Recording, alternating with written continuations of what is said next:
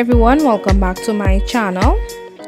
So you all know today is DIY Wednesday and I bling this hand mirror for you all. Usually when we go to stores we just get plain hand mirrors. We don't get any hand mirror with bling on it. So it's either you order it from somebody or you do it for yourself, DIY, right? So today's video is bling your hand mirror. What I did here, the opposite side here, which I'm showing you all, which is the blue part, that is glam me.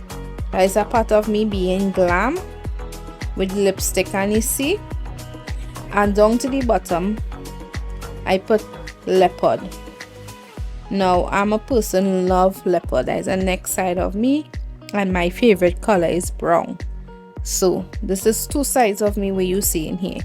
So if you decide to bling your mirror, you do it for your imperfection and your likeness, right? However you bring about yourself and what you like about yourself. This is it here. I hope you all enjoy the mirror. I hope you all enjoy the video, and this video was very long. How much rhinestones I put down? It was a lot. It's like 4 or 5 hours I'm doing this. Thanks for watching. Don't forget to like, comment, subscribe, put on your notification bell, and share. Sharing is caring.